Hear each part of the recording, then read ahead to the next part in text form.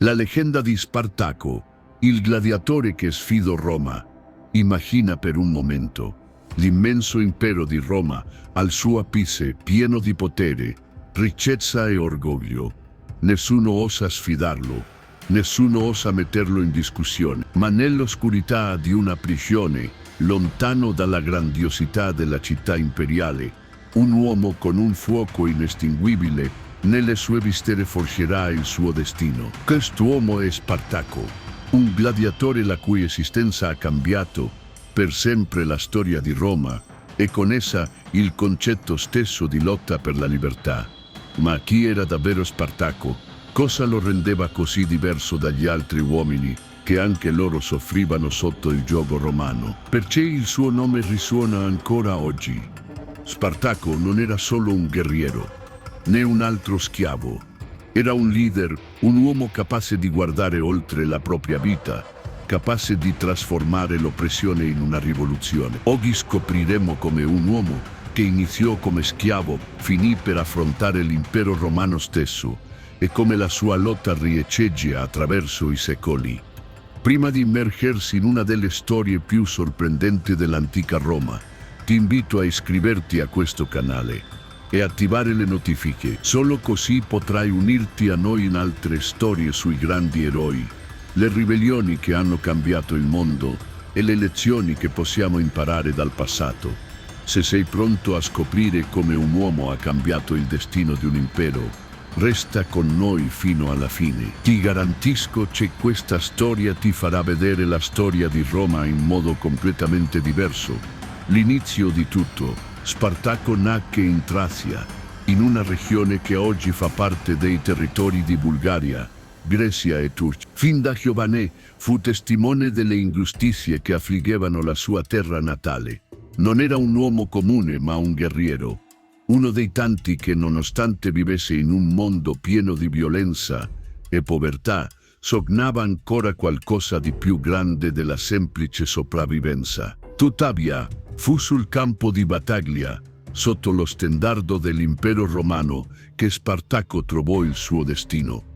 Si arruolò come legionario, un guerriero che lottava non per ideali, ma per la sopravvivenza. Fu lì, nelle fila di Roma, che Spartaco imparò cosa significava far parte di una macchina inarrestabile, ma anche cosa significava perdere la propria umanità nel mezzo di quella macchina. Fu durante il suo tempo come soldato romano che cominciò a capire il vero potere di Roma e i suoi terribili metodi per controllare i popoli che conquistava. Ma cosa succede quando un uomo si rende conto di non avere più nulla da perdere? Spartaco non decise solo di lasciare Roma, decise di combatterla. Desertò e come punizione fu catturato, incatenato e infine venduto come schiavo. Lo stesso impero che lo aveva formato per essere un guerriero ora lo vedeva come una merce qualsiasi, un oggetto senza volontà propria, ridotto alla servitù. La scuola dei gladiatori. Il suo destino come schiavo lo portò a una scuola di gladiatori a Capua, una delle città più famose dell'antica Italia. Fu nella scuola dei gladiatori di Capua che Spartaco iniziò a trasformare il suo destino, allenandosi non solo per sopravvivere, ma per lottare per la sua libertà. Lì, nell'oscurità delle celle, insieme ad altri uomini incatenati, si accese la scintilla di quella che sarebbe diventata una delle più grandi e temute ribellioni nella storia di Roma. Non era l'arena né gli applausi del pubblico che Spartaco desiderava. La fame di libertà. La fame di libertà era ciò che lo spingeva a allenarsi, a combattere, a prepararsi per qualcosa di più grande della lotta per la sopravvivenza. I gladiatori addestrati per combattere non erano solo schiavi, erano uomini il cui valore veniva misurato dalla loro abilità nell'arena, dalla loro capacità di affrontare il pericolo e sopravvivere. Spartaco, tuttavia, non combatteva per morire per il piacere degli altri, combatteva per la sua libertà, per il diritto di vivere secondo le proprie condizioni. La ribellione, la storia di Spartaco, non si ridusse a una semplice fuga. È stato molto di più di questo. Nel Spartacco e altri gladiatori fuggirono dalla scuola di Capua, scatenando una ribellione che avrebbe cambiato la storia di Roma. Ma come ha fatto un piccolo gruppo di schiavi e gladiatori a sfidare un intero impero? La risposta è nel cuore di Spartacco, la sua volontà incrollabile, la sua capacità di leadership e la sua conoscenza del nemico. Non erano solo uomini armati, erano uomini con una causa. La fuga non è stata la fine, ma l'inizio di una guerra aperta contro Roma. Durante la loro fuga, Spartacco e i suoi uomini presero una strada lunga e pericolosa, ma non fu invano. Nelle prime vittorie riuscirono a prendere armi, cavalli e provviste dalle truppe romane che li inseguivano, mentre il numero di coloro che si univano alla loro causa cresceva. Inizialmente i contadini, i lavoratori e altri schiavi in fuga dall'oppressione si unirono alla ribellione. Con ogni vittoria, la forza di Spartacco diventava più potente. Il numero dei seguaci di Spartacco crebbe rapidamente. In poco tempo, i 74 gladiatori, c'erano fugati, divennero un esercito di oltre 100.000 uomini.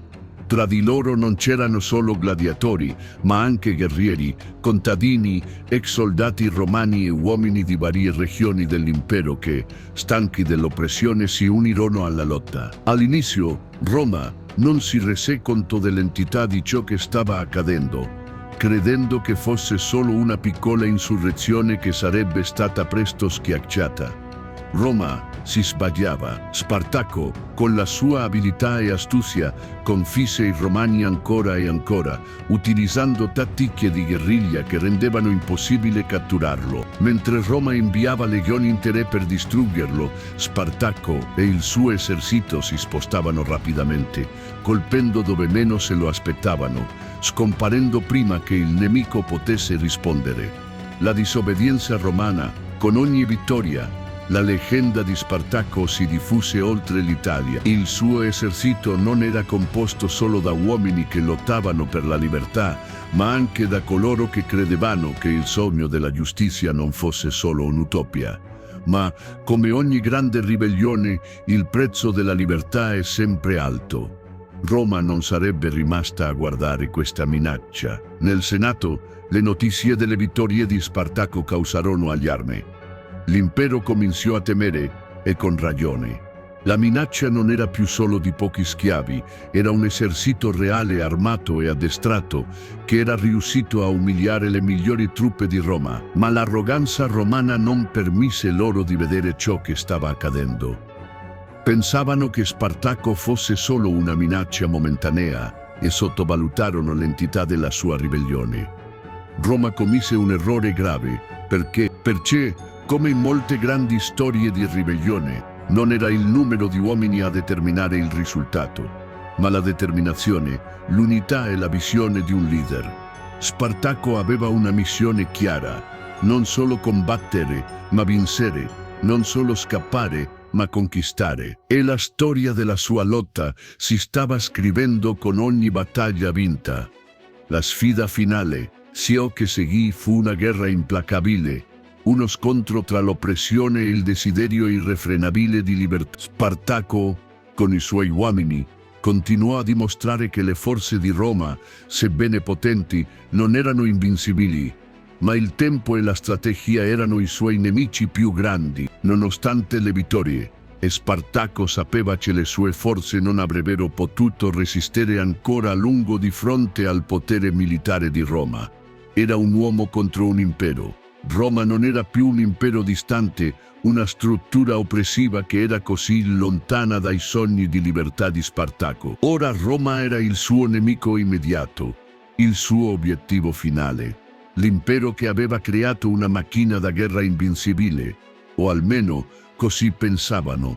Spartacco, come stratega con una visione chiara, sapeva che per sconfiggere Roma non poteva affrontarla direttamente in un campo aperto. I suoi uomini, sebbene numerosi, erano inesperti e mancavano delle formazioni, della disciplina e dell'addestramento delle legioni romane. Ciò che Spartacco aveva era qualcosa di più potente: mobilità, astuzia e coraggio. Sapeva che il suo esercito non avrebbe potuto affrontare le legioni romane in una battaglia convenzionale, quindi ricorse a tattiche di guerriglia.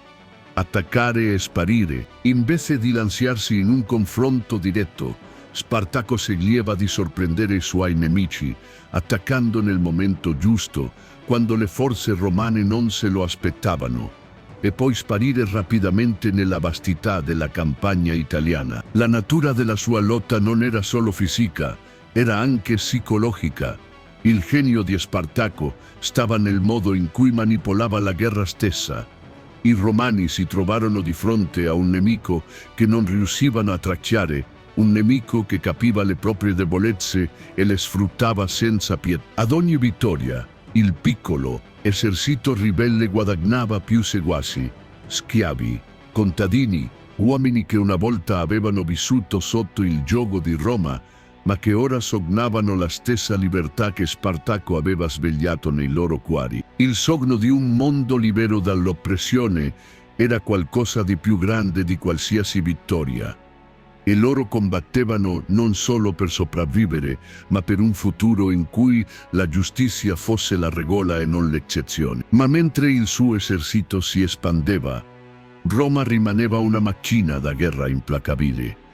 E Spartaco sapeva che poteva solo guadagnare tempo, non una vittoria definitiva. Inevitabile si avvicinava all'orizzonte. La guerra totale. Le legioni romane, note per la loro ferrea disciplina e forza formidabile, alla fine si sarebbero trovate costrette ad affrontare Spartaco. Il gladiatore che aveva umiliato Roma tante volte sarebbe riuscito a ottenere la sua ultima grande vittoria, nonostante l'unità che Spartaco era riuscito a forgiarsi. Tra gli uomini sotto il suo comando iniziarono a sorgere delle tensioni. Man mano che la ribellione cresceva, emersero differenze tra i leader, portando a disaccordi sulla direzione da prendere. La lealtà fu messa alla prova. Alcuni dei leader ribelli, come Crasso, iniziarono a mettere in discussione le decisioni di Spartaco, principalmente riguardo alla strategia da seguire. Mentre Spartaco sognava di tornare nella sua terra natale, nella sua Tracia dove la libertà lo chiamava, Crasso e altri seguaci della ribellione volevano di più.